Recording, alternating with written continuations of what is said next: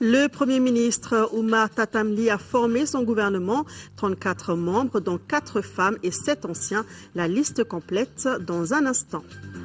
Le Mali se reconstruit tout doucement après la grande crise qu'il a traversée. L'appel est lancé à tous pour gagner le défi. Mais quel peut être le rôle de l'intellectuel malien dans l'édifice national? Le reportage de Lamine Tekoura Koulibaly dans ce journal. Nous consacrons un dossier à la coiffure, plus précisément aux tresses. Réservées aux femmes, les tresses varient en fonction du milieu et des événements marquant la vie de la nation. Le dossier culturel de ce dimanche s'y intéresse. Madame, Monsieur, bonsoir. L'on connaît depuis cet après-midi la composition du gouvernement Oumar Tatamli. Nous revenons sur la liste complète des membres du gouvernement et c'est avec vous, Ibrahima Djombélé. Bonsoir.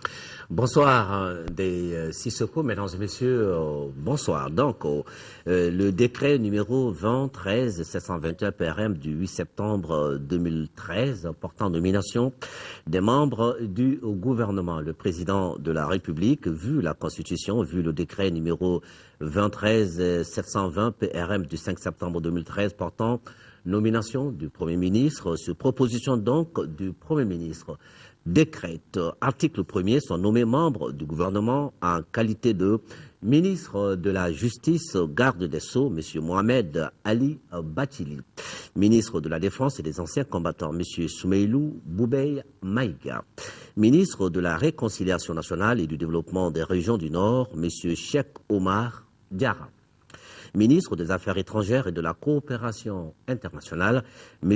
Zahabi Ould Sidi Mohamed, ministre de l'économie et des finances, Madame Boiré Fili Sissoko, ministre de la sécurité, colonel Sada Samake, ministre du développement rural, Dr Bokari Tereta, ministre de l'administration territoriale, général Moussa Sinko Koulibaly, ministre du plan et de la prospective, M. Cheikhna Seydi Amadi Diawara, ministre des domaines de l'État et des affaires foncières, M. Tienan Hubert Koulibaly, ministre du commerce, Abdel Karim Konaté, ministre de la fonction publique, M. Bokar Moussa Diarra, ministre de l'environnement et de l'assainissement, M. Ousmane Ag Rissa, ministre de l'équipement et des transports, colonel Abdoulaye Koumari, ministre du travail et des affaires sociales et humanitaires, M. Amadoun Konaté, ministre du logement, M. Mohamed Diarra, ministre de l'urbanisme et de la politique de la ville, M. Moussa Mara, ministre de la promotion de la femme, de la famille et de l'enfant, Madame Sangaré Oumumba, ministre de l'Éducation nationale, Madame Togola Jacqueline Togola, ministre de l'Enseignement supérieur et de la Recherche scientifique, M. Moustapha Diko, ministre de la Santé et de l'Hygiène publique, M. Ousmane Kone, ministre de l'Énergie et de l'Hydraulique, M. Franck Ali Keita, ministre de la Culture, M. Bruno Maïga, ministre de l'Emploi et de la Formation professionnelle, M. Mahaman Babi, ministre de l'Artisanat et du Tourisme, Mme Berté Aïssata Bengali, ministre de l'Industrie et des Mines, Dr Boubou Sissé, ministre des Maliens de l'Extérieur, Dr Abdrahman Silla, ministre de la Communication et des Nouvelles Technologies de l'Information, M. Jean-Marie Sangaré, ministre de la Jeunesse et des Sports, Maître Mamadou Gaussou Diarra, ministre délégué auprès du ministre de l'Administration territoriale chargé de la décentralisation, M. Malik Alousseni, ministre délégué auprès du ministre du Développement rural chargé de l'élevage, de la pêche et de la sécurité alimentaire, M. Nango Dambélé, ministre délégué auprès du ministre de l'Administration territoriale chargé des affaires religieuses et du culte, M. Tcherno Amadou Omar As Diallo, ministre délégué auprès du ministre de l'Économie et des Finances chargé du budget, M. Madani Touré. Ministre délégué auprès du ministre de l'Économie et des Finances chargé de la promotion des investissements et de l'initiative privée, M. Moustapha Ben Barka. Article 2, le présent décret sera enregistré et publié au journal officiel des Sissoko. Merci Ibrahima Djambélé. Je me tourne maintenant vers Abbas Fambouri Traoré pour le décryptage du nouveau gouvernement. Abbas, bonsoir. Bonsoir, les Sissoko. Alors déjà, qu'est-ce qu'on peut retenir de ce gouvernement? Quelle est sa particularité? Sa particularité, c'est d'abord un gouvernement d'urgence, donc chargé des questions d'urgence d'ici la fin des législatives certainement. Et tout d'abord, ce qu'on peut retenir, c'est la création d'un département chargé de la réconciliation nationale et du développement des régions nord. C'est une nouveauté. Et une autre nouveauté, c'est le retour du ministère du Plan. Et cette fois-ci, ajouter à cela la prospective. Ensuite, il y a l'urbanisme et la politique de la ville, et aussi 5 autres ministères délégués et beaucoup de jeunes dans le gouvernement. C'est vrai, vous l'avez dit, c'est un gouvernement de jeunes, ce qui se comprend, puisque le Premier ministre lui-même est jeune. On l'a remarqué, dans cette composition, il n'y a pas de porte-parole du gouvernement. Est-ce que c'est une première?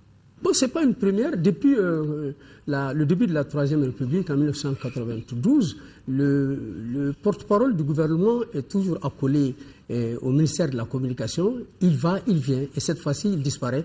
Peut-être, on l'espère que c'est pour le temps d'ici la fin des législatives à venir. Alors, on va s'intéresser aux femmes. On sait qu'il y a 4 femmes dans ce gouvernement, dont 2 qui reviennent, 2 anciennes. Oui, parmi les anciennes qui reviennent, il y a Aïssata Bengali Berté, il y a aussi, qui est chargée maintenant du tourisme. Elle s'occupait autrefois du ministère de la promotion de la femme, de l'enfant et de la famille.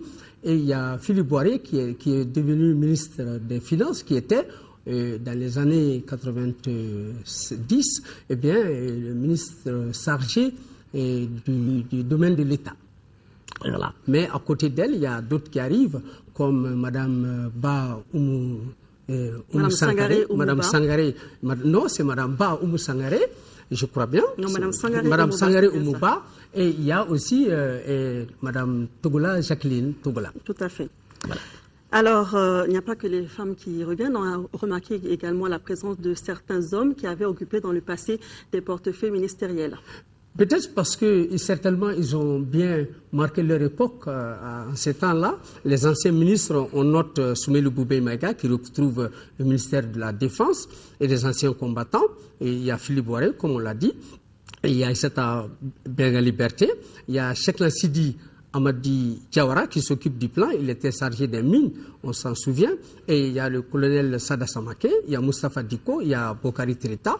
Et certainement, ça c'est certainement pour mieux cadrer tout ceci. Et l'autre nouveauté qu'on n'a pas signalée certainement, c'est la création, c'est la venue des Zahabi. Comme ministre chargé des Affaires étrangères et de la coopération internationale. Si vous ne le savez pas, Zahabi était parmi les têtes pensantes de la rébellion de 90. Voilà, donc c'est un retour. Tout à fait. Alors, Abbas, il y a quand même une autre lecture, c'est la reconduction de certains membres du gouvernement Django Sissoko. Oui, parmi ceux-ci, on peut noter le ministre de l'Environnement et de l'Assainissement. Et aussi, il y a Bokar Moussa Diarra qui reste au gouvernement, mais qui change de portefeuille, parce qu'il est ministre de la fonction publique, il était chargé de l'éducation. Et il y a d'autres qui sont restés, comme le ministre Senko et le général Moussa Senko Koulibaly. C'est certainement parce qu'il a certainement bien organisé les élections présidentielles, et c'est en attendant certainement aussi, c'est pour qu'il organise mieux les élections législatives, pourquoi pas municipales. Et il y a le colonel Koulibaly, et Koumaré plutôt, et le colonel Abdoulaye Koumaré, ministre de l'équipement et des transports, qui a été reconduit. À côté de cela, il y a Ampé, qu'on appelle communément Ampé, mais M. Konaté, qui était ministre des Finances, qui revient comme ministre du Commerce. Ensuite, il y a Tchéman Hubert Koulibaly qui quitte les affaires étrangères pour être sur les terres fermes, n'est-ce pas, dans les domaines de l'État. Ensuite, nous avons Bruno Maïga qui reste à son portefeuille, le ministère de la Culture. Tout à fait. Mais merci Abbas pour tout ce décryptage. Évidemment, nous vous proposerons le portrait des ministres dans nos prochaines éditions et signalons qu'un premier conseil de cabinet a eu lieu en début de soirée à la primature entre le Premier ministre Oumar Tatamli et ses ministres. Merci Abbas. Merci Nessi Soko. Nous poursuivons donc ce journal. Après la crise, l'heure est à la réconciliation et la reconstruction nationale et l'apport de tout un chacun est souhaité. Mais quelle peut être la contribution de l'intellectuel malien à ce vaste chantier? La réponse dans cette enquête signée Lamine Tchekoura Koulibaly. La crise que le Mali a traversée est généralement décrite comme une sorte de mutation à l'envers. Mutation qui l'entraînait à l'effondrement, comme les piliers d'une maison en train de s'écrouler sous l'action de rongeurs. Dans le concert d'accusations et de contre-accusations qui a suivi, l'intellectuel malien s'est souvent trouvé sous le banc des accusés pour sa supposée inertie. Au sortir de la crise, quelle peut être sa contribution à l'édification nationale? Dans d'autres pays, quand il y a des problèmes, la question est posée à l'université. On a eu un problème sérieux, c'est que les intellectuels maliens, pendant longtemps, ont été isolés, sont dispersés, ont du mal à se retrouver et à être une force de proposition. Ça, c'est leur part de responsabilité. Mais il faut reconnaître aussi que pendant tout ce temps, depuis l'indépendance, il y a eu très peu de régimes qui ont accepté le statut d'intellectuel. La crise multiforme a engendré de profondes séquelles. L'intellectuel est attendu sur le vaste chantier de la réconciliation et de la reconstruction nationale.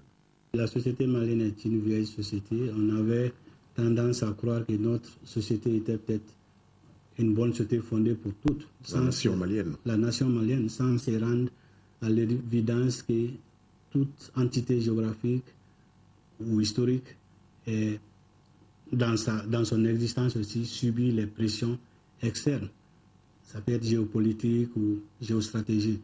Et qu'il fallait à un moment donné se remettre en cause pour voir nos anciennes valeurs, les ajuster en fonction du présent et des intérêts en jeu. La nation, en tant que concept et en tant que réalité, elle doit être réfléchie par les intellectuels. Aujourd'hui, nous connaissons très mal nos communautés nationales, nos différentes communautés nationales. Alors, s'agissant des régions nord, je crois qu'il y a un effort aujourd'hui à faire du côté des intellectuels pour mieux comprendre le fonctionnement de ces sociétés. Je dis toutes ces sociétés, pas simplement les Touaregs, mais les Touaregs et toutes les autres communautés qui vivent dans le nord de notre pays.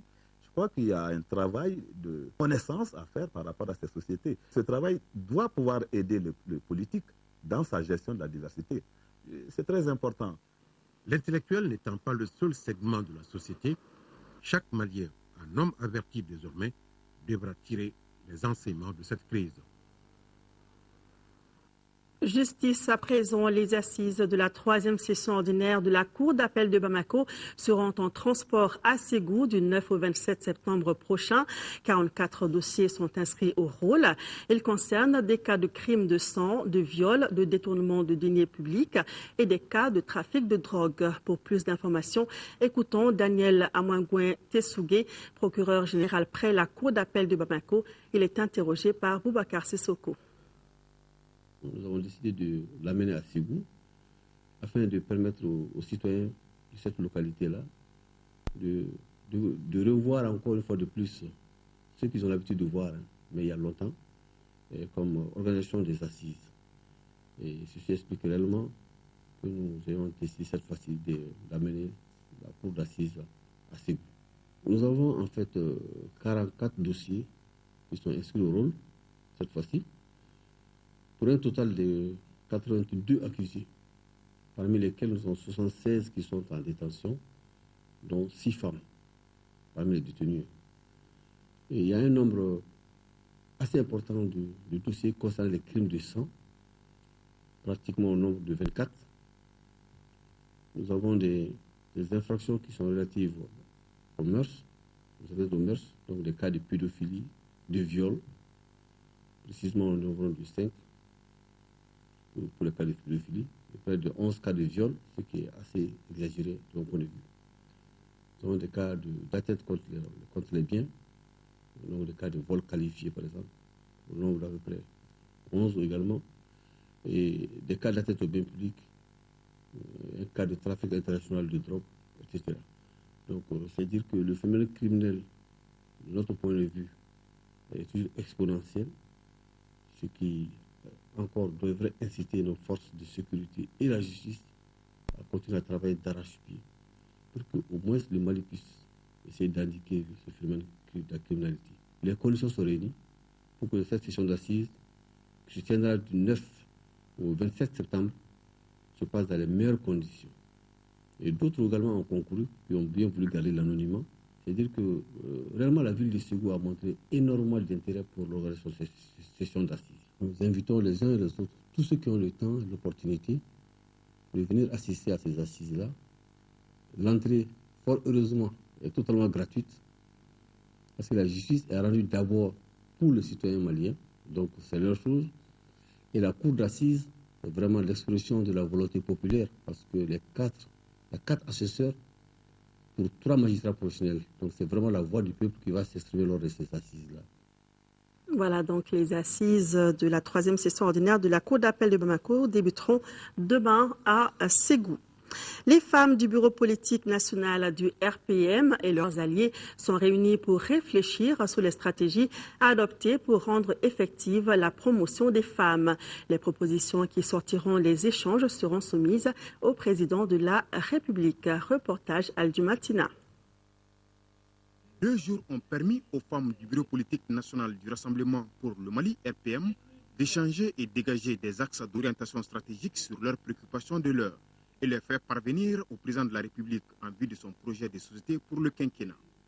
C'est ainsi qu'au terme de cet atelier, dont le thème est réflexion sur la stratégie de mise en œuvre du projet de société du président de la République en matière de promotion des femmes, il ressort plusieurs recommandations entre autres. La mise en application des textes et conventions sur le genre signés par le Mali pour la promotion de la femme.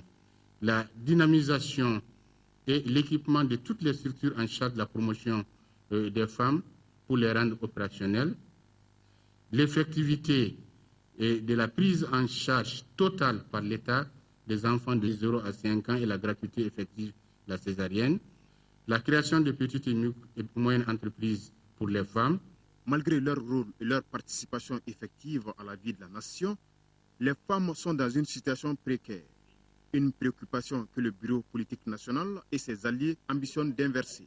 L'atelier est vraiment venu à point nommé parce que si ces préoccupations sont prises en compte par le président à travers certainement sa feuille de route, ça va beaucoup nous aider. Donc les femmes en premier plan seront les premières, n'est-ce pas, à sentir ce bonheur. Le plan de relance 2013-2014 est une opportunité pour le Mali, mais surtout pour les femmes. Et qu'à travers cette opportunité, vous avez su identifier les défis majeurs qui sont faits aux femmes et par rapport auxquels certainement vous avez trouvé les mots justes et les propositions justes, pertinentes pour que demain nous puissions souffler. Parce qu'arriver au havre de paix et de prospérité, non pas seulement pour les femmes, mais pour l'ensemble de la collectivité nationale malienne. Au sortir de cet atelier, les femmes du bureau politique national du RPM espèrent voir leurs attentes exaucées. Et le bureau national de l'Union des jeunes du Rassemblement pour le Mali félicite le Premier ministre pour sa nomination et lui souhaite bonne chance dans ses nouvelles fonctions. À Gao, le commandant de la région militaire numéro 1, le lieutenant-colonel Oumar Diarra, a procédé officiellement à la réouverture du poste frontalier de l'Abezanga. Une force mixte composée d'éléments de l'armée de terre, de la gendarmerie, des douanes et de la police vient d'être installée dans cette localité. Drissa Kone. Le retour des forces de défense et de sécurité au poste frontalier de l'Abezanga s'inscrit dans le cadre de la défense de l'intégrité du territoire. De mars 2012 à ce samedi, aucune force malienne n'était présente à ces postes avec le Niger. Pourtant, la sécurisation de nos frontières reste une question de souveraineté nationale. C'est désormais chose faite, une force mixte composée de militaires, de gendarmes, de policiers et de douaniers s'est installée à ces points stratégiques pour une mission définie. Le message que j'ai à dire vraiment, c'est d'encourager, féliciter nos hommes, vraiment demander à la population de collaborer avec les forces qui sont là. La mise en place de ces forces n'est pas seulement sur la route ici. Les militaires qui sont là auront d'autres missions de sécurisation à l'intérieur, dans les villages environnants, dans un certain rayon, vraiment pour amener la sécurité. Ce retour permettra la libre circulation des personnes et de leurs biens entre nos deux pays. Surtout un retour des personnes déplacées et réfugiées, a laissé entendre le commandant de la première région militaire. C'est donc un déclic pour la relance des activités des opérateurs économiques du Mali. L'ouverture du poste de l'Abezanga est un bon signe pour la reprise des opérations économiques et commerciales dans la région de Gao.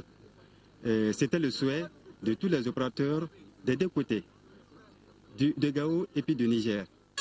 Et ce que je souhaite, vivement la paix pour le développement harmonieux des régions nord du pays. C'est une population très émue qui a accueilli cette force dont le concours facilitera la paix et la stabilité dans leur localité. Hors de nos frontières, en Côte d'Ivoire, la modification du Code de la nationalité ivoirienne a été approuvée par l'Assemblée nationale. Les étrangers résidant dans le pays depuis 1960 et leurs enfants nés en Côte d'Ivoire pourront avoir la nationalité sur simple demande. Si le président de l'institution, Guillaume Soro, est plutôt satisfait de cette avancée, les avis des autres députés sont partagés. C'est la foule des grands jours au siège du FPI. L'homme qu'ils sont venus voir, c'est lui, Pascal Affi-N'Guessan, l'ancien Premier ministre de Laurent Gbagbo, libéré il y a un mois. C'est son retour à la tête du parti, avec un discours très attendu, une véritable rentrée politique pour le FPI, sur laquelle planent nombreux tutélaires de Laurent Gbagbo. Le grand problème de gouvernance, solennellement, je voudrais dire ici que la lutte pour la libération de Laurent Gbagbo est pour le FPI une obligation politique et un impératif catégorique. 3 quarts d'heure durant, Pascal Affi-N'Guessan donne le là. Après une charge virulente contre le pouvoir en place, il ouvre la porte à la réconciliation nationale, mais à ses conditions. J'appelle le chef de l'État, le président Alassane Ouattara, une fois qu'il aura libéré tous les prisonniers politiques, civils et militaires, exilés, à convoquer les États généraux de la République, qui seront l'instrument opérationnel de la réconciliation. Satisfaction du côté des militants. Pour eux, c'est le retour du FPI sur le devant de la scène politique ivoirienne. Jusque-là, on était dans la cachette, on était en cachette. Mais maintenant, là, je pense qu'à partir de cette passation, tout est clair, il n'y a plus rien. Et le FPI avance. Avec Pascal Affi-N'Guessan, plusieurs barons du FPI retrouvent la direction du parti. Simone Gbagbo, toujours incarcérée, est-elle maintenue à son poste de 2e vice-présidente. Voilà, nous étions bien en Côte d'Ivoire, mais c'était plutôt le retour de Pascal Affi-N'Guessan à la tête du FPI. Hors du continent, en Chine, le procès Bo Xilai se poursuit. L'accusé a reconnu son implication dans une affaire de corruption. En Bolivie, des affrontements meurtriers ont eu lieu dans une prison. L'Inde est une nouvelle fois concernée par une affaire de viol. Et tout de suite, la médiation se poursuit en Syrie pour que Damas autorise la présence des enquêteurs des Nations Unies. 3 mois après la fronde sociale qui a secoué le Brésil, des milliers de manifestants sont descendus dans les rues des principales villes du pays samedi. Des heurts ont éclaté avec la police, à Brasilia notamment, où des centaines de personnes se sont rassemblées devant le Parlement pour dénoncer la corruption de la classe politique. À Rio, ces manifestations ont perturbé le traditionnel défilé militaire du jour de l'indépendance auquel assistait la présidente Dilma Rousseff. Au petit matin, c'est l'explosion de joie à Tokyo. La capitale nippone vient d'être désignée ville organisatrice des JO de 2020 par le Comité international olympique réuni à Buenos Aires. Malgré les interrogations sur les conséquences de la catastrophe de Fukushima en mars 2011, Tokyo l'a emporté devant Istanbul et Madrid. La ville avait déjà accueilli les Jeux olympiques de 1964. Je déclare ici ouverts les Jeux de la francophonie, les 7e Jeux de la francophonie. Vive la langue française! C'est lors d'une cérémonie en grande pompe que François Hollande a lancé l'édition 2013 des Jeux de la francophonie à Nice. L'événement rassemble 54 pays comme la Côte d'Ivoire, le Sénégal ou encore le Liban. Pendant 10 jours, quelques 3000 participants âgés de 18 à 35 ans vont s'affronter dans des épreuves sportives mais aussi artistiques. Ces images spectaculaires filmées par les autorités italiennes. Au beau milieu de la Méditerranée, un épais nuage de fumée s'élève d'un cargo battant pavillon tanzanien. À l'approche des vedettes de la police, les membres de l'équipage ont en fait mis le feu à leur cargaison, pas moins de 30 tonnes de hashish. Ils se sont ensuite jetés à la mer avant d'être interpellés.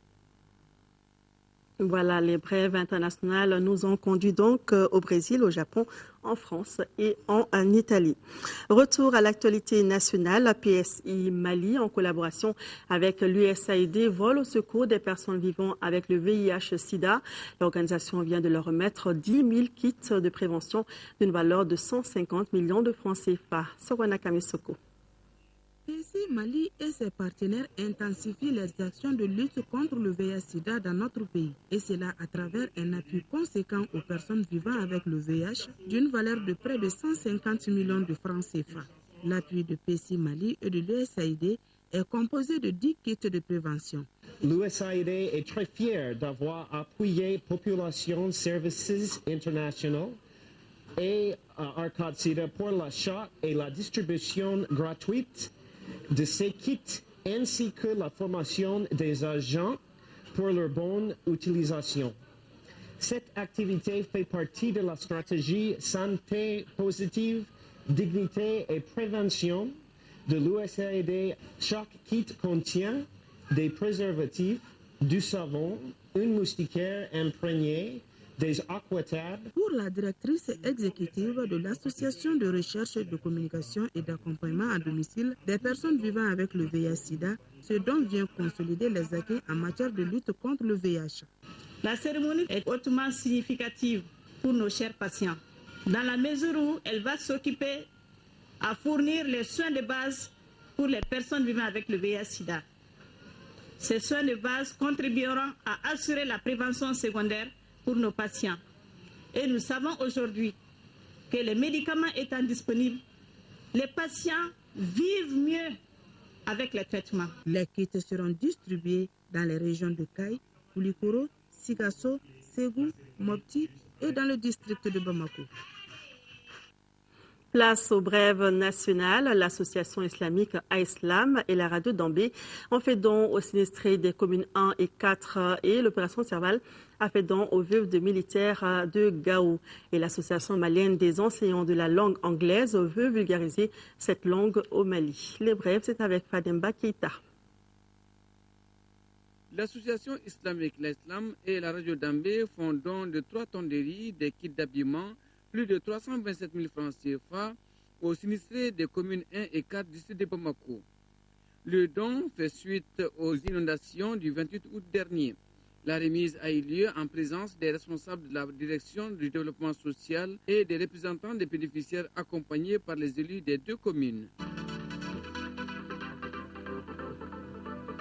Une tonne de riz et 500 000 francs CFA, c'est la contribution de Hadi Nyangado, député élu en commune 2 d'ici de Bamako, en faveur des 53 familles touchées par l'inondation dans la commune 2.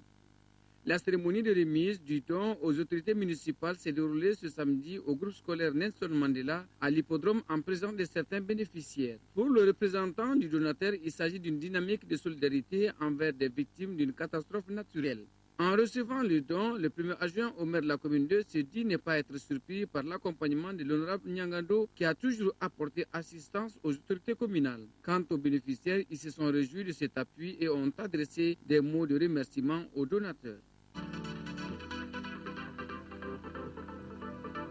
L'opération Serval vient d'offrir aux veuves d'anciens militaires de Gao 2 moulins dont le montant s'élève à plus de 3 millions de francs CFA. La cérémonie a réuni les autorités administratives et politiques ainsi que le représentant de la MINUSMA à la maison des anciens combattants de la cité des Askia. L'Association malienne des enseignants en langue anglaise, AMELA, veut vulgariser l'utilisation de la langue anglaise au Mali. Elle vient d'organiser un concours pour créer l'émulation en milieu scolaire. Les lauréats du concours ont été récompensés. C'était au cours d'une cérémonie organisée par l'association en présence des responsables de l'enseignement et de certains ambassadeurs. Le projet Amélioration de la résilience de l'élevage vient de financer les projets de 100 femmes de la commune rurale de Guénébé. C'est dans le cercle de Nara. Ce projet est financé par l'ONG Action pour le sursaut de la femme malienne. Envoyé spéciaux à Nara, Mamouro Sidibé, Dembawan. Le projet qui vient d'être lancé dans la commune rurale de Guénébé, cercle de Nara, vise plusieurs objectifs. Il s'agit d'appuyer les éleveurs de la zone à améliorer la durabilité de l'élevage face aux effets néfastes des changements climatiques, de favoriser un élevage durable à travers la régénération des pâturages. Les objectifs spécifiques sont renforcer les capacités techniques et organisationnelles des populations, la promotion de l'élevage d'espèces adaptées aux conditions locales du climat, l'accès à l'aliment bétail et à l'eau. Les résultats attendus du projet sont entre autres 50 personnes maîtrisent la régénération des pâturages, l'exode de l'eau est facilité, 100 hectares de pâturages dégradés sont récupérés et régénérés, le revenu de 100 femmes a augmenté de 15% à travers le petit élevage, 5 tonnes de foin sont fauchées et stockées, le suivi sanitaire des animaux est assuré, un lot de produits vétérinaires est disponible, les éleveurs sont capables d'administrer les soins élémentaires. À la cérémonie de lancement, 100 femmes de la commune présélectionnées ont chacune bénéficié de 40 000 francs CFA comme appui à la promotion du petit élevage. Les initiateurs du projet ont enfin visité les 30 hectares de pâturage en voie de récupération. Là, les populations, avec l'appui de l'ONG ASFEM, ont semé les graines d'herbes sélectionnées pour faciliter la régénération de cette superficie dégradée.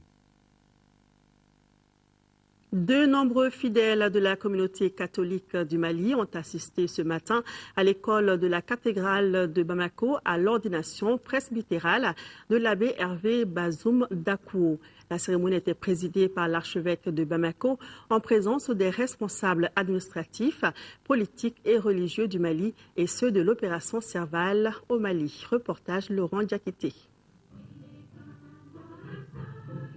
En acceptant d'être prêtre, Hervé Bazoum Dakou s'est engagé pour toujours dans le ministère de la parole avec pour devise « Demeurer à mon amour » dans un pays, le Mali, qui sort d'une grande épreuve. Tu vas être ordonné prêtre dans un pays qui sort de la grande épreuve, celle qui menaçait notre unité, notre vivre ensemble dans le respect de nos différences ethniques, culturelles, sociales et religieuses. Tu vas te ordonner dans un Mali qui a expérimenté les manifestations de l'amour de Dieu. En effet, de janvier 2012 au 4 septembre 2013, qui ne peut dire qu'il a vraiment vu Dieu agir dans ce pays? Oui, nos prières, nos jeûnes, nos pleurs, nos lamentations. Dieu, au regard de tout cela, a fermé les yeux sur nos péchés et il nous a libérés. Pour la circonstance, les évêques, les prêtres et les nombreux fidèles ont prié pour lui dans son sacerdoce. Après avoir porté sa chasuble et son étole, les mains de l'abbé Hervé Bazoum Dakou ont été marquées de l'huile sainte en signe de pureté pour célébrer l'Eucharistie partout où il se trouve, et cela se fera avec les bénédictions du peuple chrétien catholique de l'archidiocèse de Bamako et du Mali. Page tourisme, le Djitoumou dans la région de Koulikoro est une contrée qui regorge plusieurs sites touristiques et culturels. Parmi ces sites, on retient les traces de la géomancie sur la pierre de Djitoumou, la colline de Kandjikoura ou la case de Louis Berger, premier gouverneur de la Côte d'Ivoire. Alors pour mieux nous faire connaître l'histoire de ces sites, Alpha Maïga a expérimenté le circuit touristique de la zone. Suivant son reportage.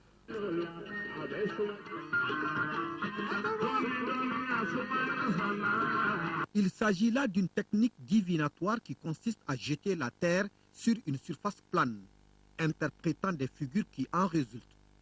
La géomancie, et c'est d'elle qu'il s'agit. Ici, dans le Djitoumou, pour dire que chaque peuple a sa culture. L'origine de la géomancie, ça vient de Djitoumou. La source même de la géomancie, ça vient de Djitoumou. Cette trace-là, c'est cette trace-là qui a été laissée par notre arrière-grand-père, Djitoumou Bala Sabali Balakumbali. Il y a les traces de la géomancie ici. Bon, mais le fait que le site n'est pas protégé, ça s'est dégradé. Parce que les géomanciens viennent casser petit à petit, ils mettent ça dans la poussière pour faire leur géomancie. Quant à cette colline, la colline de Kandjikoura, elle est sacrée. Les collines sacrées, bon, c'est les chefs traditionnels au niveau de Kourouba qui sont habilités à donner ces informations. De l'avis de certains, la terre de la colline sacrée est très appréciée des poissons et des animaux sauvages. Et toujours selon la tradition, tout animal qui réussit à manger cette terre est protégé contre les chasseurs pendant un an. Ce n'est pas tout. Cette même terre sacrée est aussi appréciée par les propriétaires des troupeaux car elle contient des vertus protectrices aussi bien contre les maladies que contre toutes sortes d'autres dangers. La zone du Djitoumou, avec ses 71 villages, c'est aussi cette case.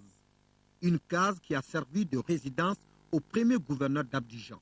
Cela fait 123 ans que Benjé a été hébergé à Ouéléssébougou. Benjé a été acheminé dans tout le Djitoumou, de Ouéléssébougou vers le Djitoumou Sanankoro. Et dans le long du Djitoumou, on l'a conduit vers le Kéliadougou. Et c'est comme ça que l'équipe de Benjé a continué sur la Côte d'Ivoire. Quand on entend Benjerville, c'est qu'en 1893, Benjé est devenu le gouverneur général de la Côte d'Ivoire. Le quartier de la ville de Benjerville porte aujourd'hui son nom. L'art est universel, la culture est locale.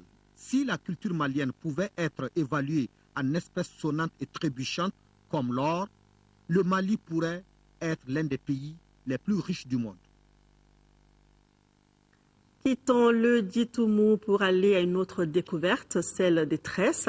La tresse qui s'avère être une véritable œuvre d'art, une parure et dans certains cas un élément protecteur. Qu'il s'agisse d'arranger simplement les cheveux ou d'en faire une parure ingénieuse, la coiffure a toujours été un souci constant dans nos communautés. Les tresses en particulier sont réservées aux femmes, presque exclusivement, et varient en fonction du milieu et des événements marquant la vie de la nation. C'est ce qui a inspiré nos reporters Cheikh Oumar Sangaré et Abdul Salam Bambara qui nous proposent le dossier culturel de ce dimanche.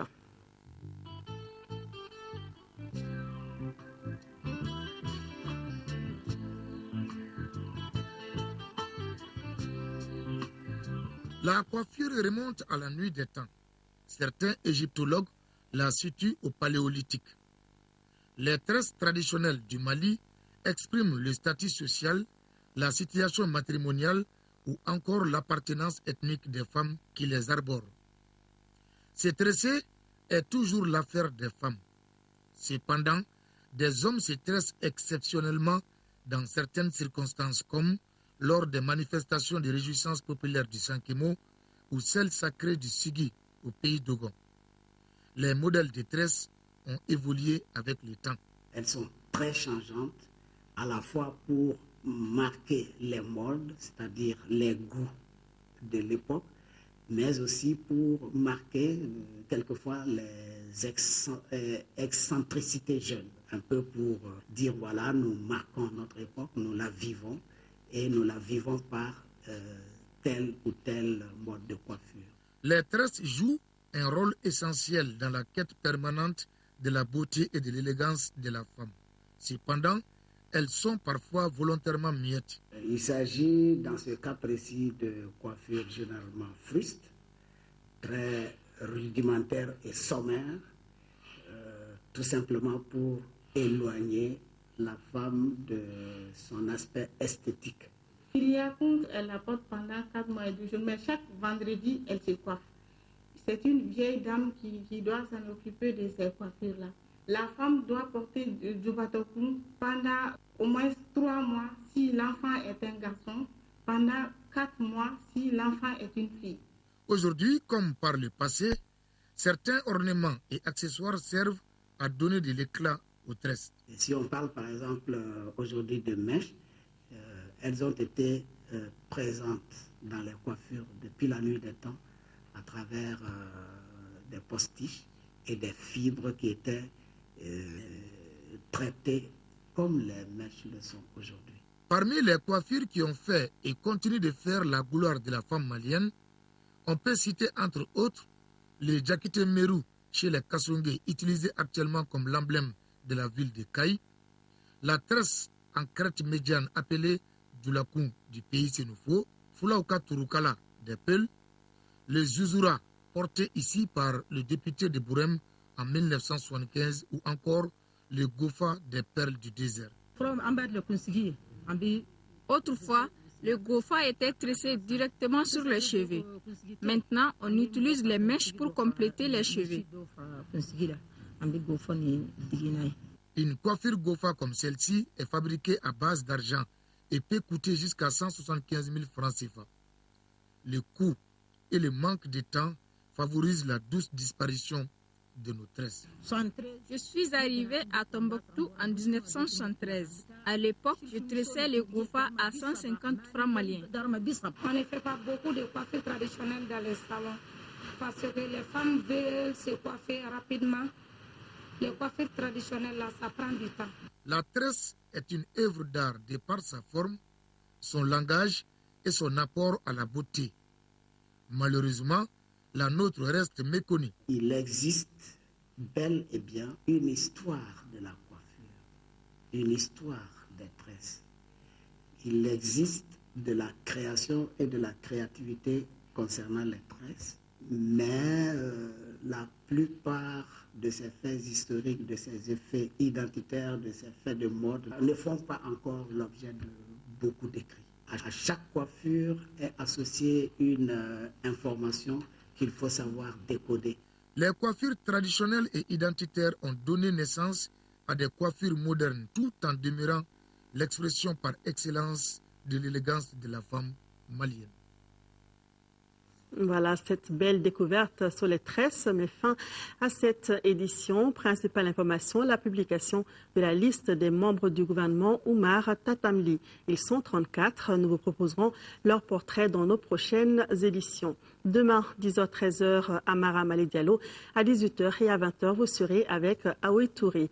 Merci à vous de nous avoir suivis. Très bonne suite de programme sur le RTM.